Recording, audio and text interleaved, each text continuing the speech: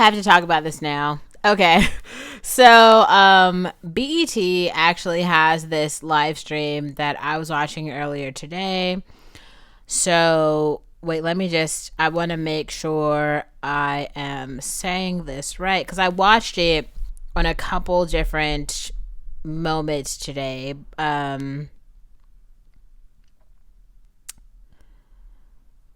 So, actually, maybe I could just go to the BET channel, I guess, or okay, yeah. So BET has this. It's called BET All the Feels, the '80s and '90s R&B. And growing up in my household, at least the way I grew up. So if some of you guys have been watching my content on all the streaming services, I'm like the kid of entertainers, kind of. As in, like, my brother's family, like, in my brother's family, Karen White is, like, my brother's aunt, so I grew up going to those Hollywood parties, and then on my grandma's side, my grandma is the sister of this like harmonica player, Little Walter. So there's just money that has trickled down into my life from that. So in both of those ways, I personally just have a very interesting experience around like entertainment and being a black youth. So like for me growing up, I grew up around music and music videos. Okay, so a part of that is like I had an awesome ass movie collection. And I always had like, since I was born, I've been in a house with at least like a 50-inch flat screen TV with all the cable channels, like since I was born. Now, like everybody now obviously has access to everything. I've had a whole bottle of wine. Has access to everything, but when I was growing up in the 90s, like people didn't have iPads for a while, iPods, like I had all that shit. So I've seen all the videos that people are just now seeing for the first time. And I've been unpacking them for years, but like it's like everyone else seems to be exploring these things for the first time. Anyway, so for me, Set It Off, which is a film with Jada Pinkett Smith and Queen Latifah and some other actresses, it's about them robbing a bank. They're like black women in the hood, and then they're janitors, and basically they decide to like rob a bank to like come up on some money and move to Mexico. That's like the whole premise of the movie. It's kind of like Thelma and Louise, but like the black version of it. And I don't know. I grew up, I was like 4 when I first saw that movie. And I was just like, wow, there's so many themes in this movie. But like, y'all do not believe me when I try to tell y'all that I've been boy crazy since I was in like kindergarten. Like, they're just a major part of my life. Like, I am man crazy. I don't even think I could be a lesbian because I like love dick that much. But like, not the point. So, in that movie, there is a love scene in that movie, and in that BET networks, in the BET networks,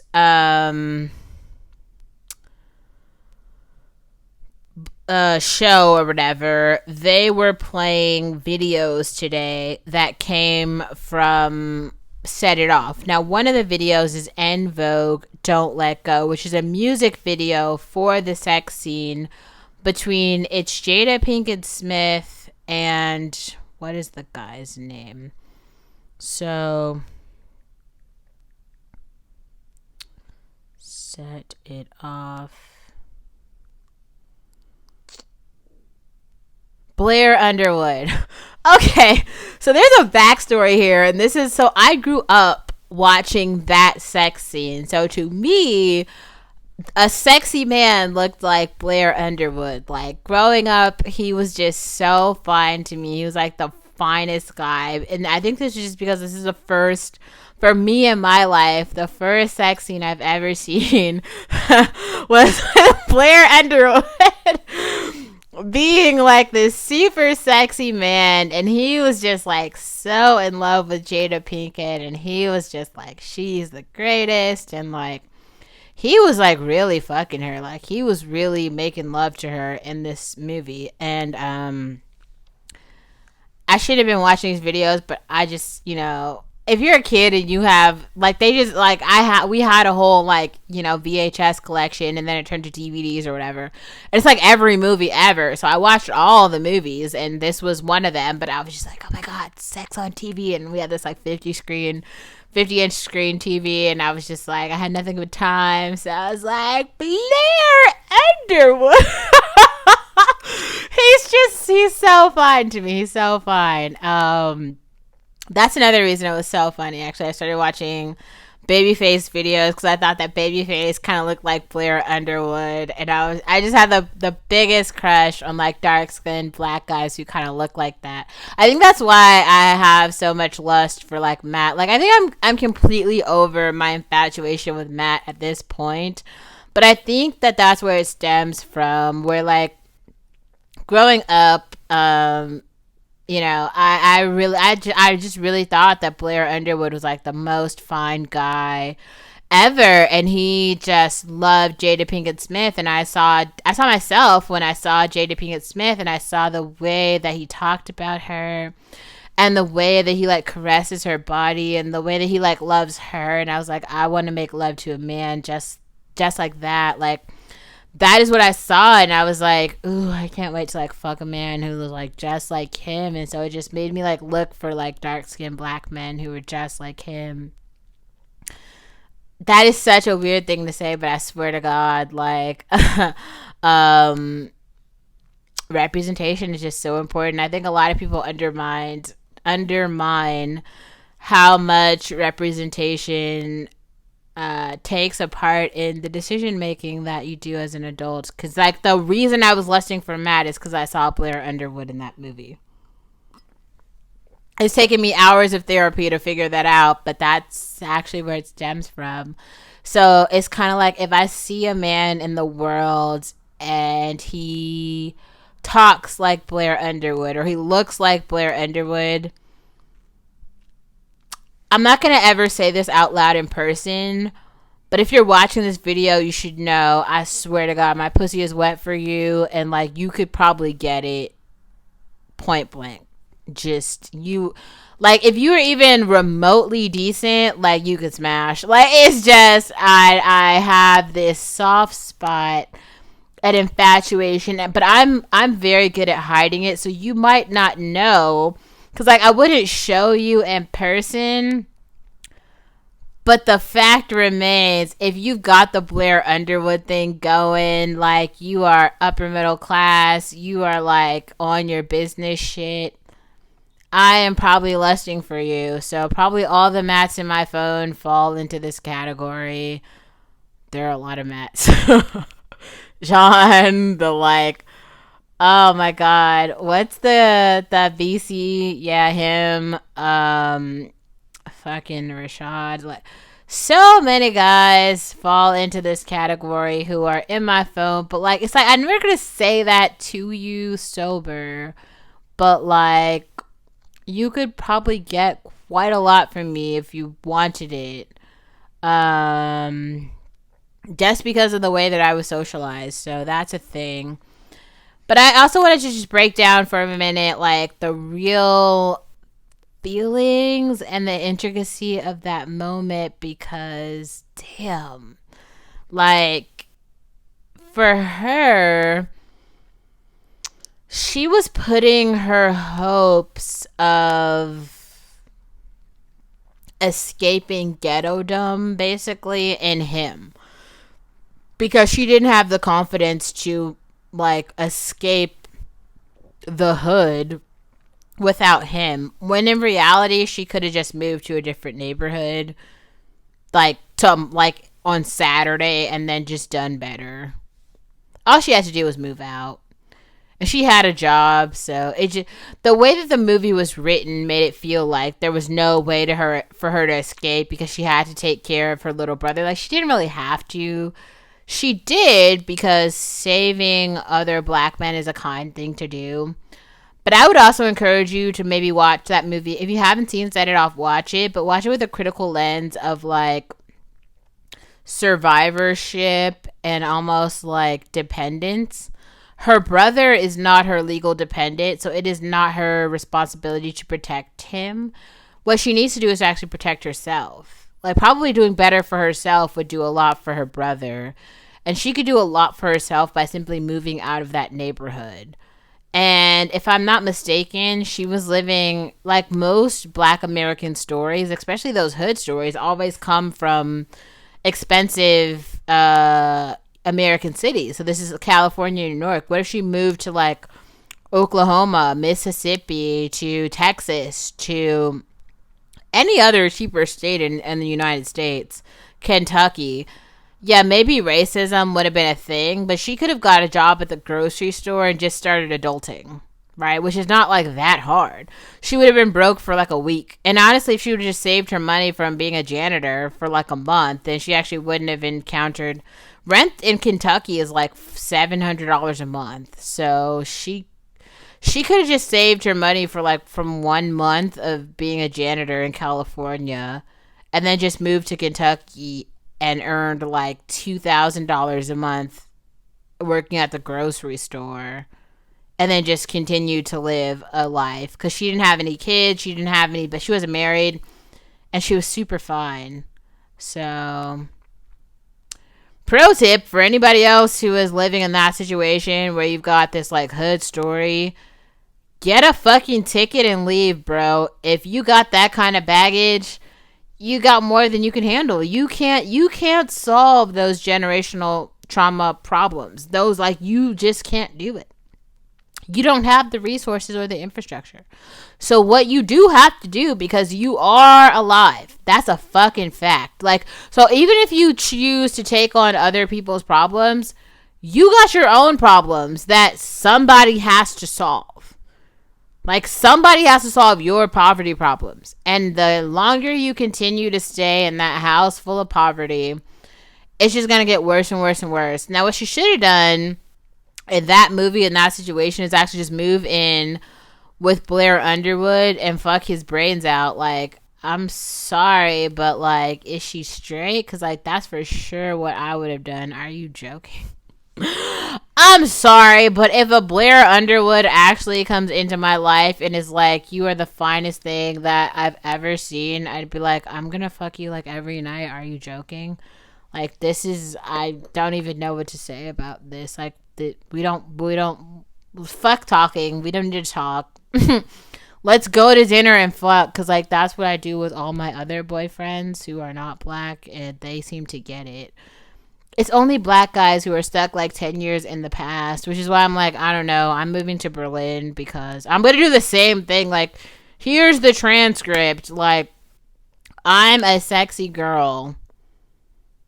Find boyfriend who wants sex. Give him sex in exchange for free rent. That's like, and then make him pay for dinner. That's how this goes. Like, that's the playbook. There's like 2 rules. That's it. There's not even more than that. Make sure you have a OBGYN. I made another video about that. That's it. There's not really more than that. There's no more to the playbook. Watch the other feminine fancy channels if you don't know how to dress. Get a Rent the Runway subscription and take a walk around your neighborhood for an hour every day so you don't get too fat. That's it. That's the playbook for life. You can survive 100 years with that amount of information. You don't need more information than that. Trust me, I know. It's tried and true. I know for a fact. I've made other videos like a year ago that were about how women in my family for fucking generations have gotten over without being able. They couldn't read. They couldn't write.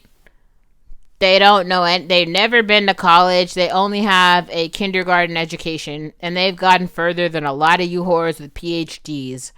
So, all you need to do... Find a male, maybe probably over 30. So if you're like 18, find a male over 30 who says, I want a girlfriend. So you just ask him, you're like, do you want a girlfriend? If the answer is yes, then you go look at his living situation. If that living situation is comfortable for you, well, now you decide, do you want to be the living girlfriend or not? If you want to be the living girlfriend, the the basic responsibility is like, you are responsible for fucking him.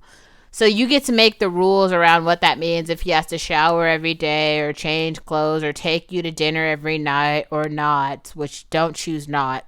Choose yes. Choose yes. You have to take me to dinner every night. You have to take me to museums on the weekend. Whatever the bullshit metric is that you have decided. Choose something, though. But just put dinner on the table, because a lot of you whores have just not figured out that you need to say, you need to take me to dinner every night. Like, that's the difference between me and you. I say, you have to take me to dinner if you want me to be your girlfriend. And y'all just aren't saying that. So say that out loud. Maybe practice in the mirror. I want you to take me to dinner at night. We are not having dinner at this house. I am not cooking for you. Just say that. If he's too broke, right, to do that, that means you're with the guy who's too broke. I've already made another video about if he makes less than a certain amount, he's too poor anyway to have a girlfriend. So, like, if he can't afford an apartment, a decent apartment, and wherever you guys are living, he can't afford a girlfriend yet, bro. You need to go find another dude. And there's a lot of dudes. Just find another one. You might, I don't know your situation. If you are from an impoverished neighborhood, move out of the impoverished neighborhood, okay? Just go live in a community of white people for a minute to socialize yourself in terms of, like, not living in poverty. Move out. It's not that fucking hard. It's probably like one bus ride, like an hour away from wherever you are, and working at a grocery store there. That's it. Use Airbnb to, like, get a room. That's all you have to do. I'm not joking. Like, that's how you do it. Whatever, bro. My lips are red because of wine. I know there are people who are critiquing it, because I was on the elevator today and I had, like, milk residue all over my mouth, and people were like, yeah, it's milk. It's milk. Because I have to be the example of all the instances of all the human parts of being a black girl who is not perfect. I am the imperfect black. Maybe I'll change my handle to that. Imperfect black girl. That's me. Yes, but I'm gonna link the sex scene below so you guys can watch it for yourself, because I want you to have opinions about it. But damn, like, if there were really black dudes out in society who actually, like, were about that life, I'd be there for them. I don't think there are, so I've given up. But, you know, maybe the next generation, I'm rooting for you, ladies. Like, I think the next generation of dudes might just not let all the Rihannas and Hollies go, because, like, I'm anti-black dude at this point. Like, I've given it up. I hung up the towel for all black men. Like, I don't date black men anymore. I'm sorry. It's over for me. I've given it up. Like, I'm out. Tap me out. I'm out. But at least I have that Jada sex scene where it's like, damn, maybe the next generation, like, there will be some sexy ass, like, Blake Underwoods and some, like, Halle Berrys out here who are getting it in, because damn, they would make some beautiful children. Like, that's crazy. Because the thing that's, like, super crazy is, like, I've had sex with a lot of hot white dudes who fuck me kind of like that, and I haven't had sex with that many black dudes, so I don't have that much experience to go by here. But from what I hear of other women in the black community who are fucking black dudes, like, the sex isn't really going like that. And that's a shame. That's a shame. You know, it's like black women who aren't having orgasms, black women who also don't have, you know, toys, and it's just like black women who are deprived in all the ways. And that's unfortunate. That's really sad. I want to change it, but I don't like, I don't know how to change it, but like, I want to change it. All I can say is like, you should watch this clip first of all, form some opinions about it for yourself. Secondly, and then thirdly, like, start to base your own sexual experience. At least make that the bar. If he's not fucking you like that, don't fuck him at all. And secondly, like, I mean, you at least try. Be like, I'm gonna try to get a dude kind of like that, because everyone can feel their feelings about whatever my socialization was and how toxic it was. But in the grand scope of me watching Jada Pinkett and Blair Underwood and me having this idea of a sexy black man in my mind, I found one and got this nigga to take me to Africa with him and take me to South by Southwest with Facebook. So I'm just saying, I'm not the loser in this case. If that's losing, I feel like a lot of y'all bitches would like to lose. Let's just be honest here. Like, that was my low point, right? Because like, Matt did not choose me, but I still got a trip to Africa and a paid trip to South by Southwest. So, and all that shit is on my resume that's gotten me many other jobs. So if I'm the loser, well, we might want to reevaluate what losing is, because like, aim for the stars, nigga. That Blair Underwood clip has taken me far.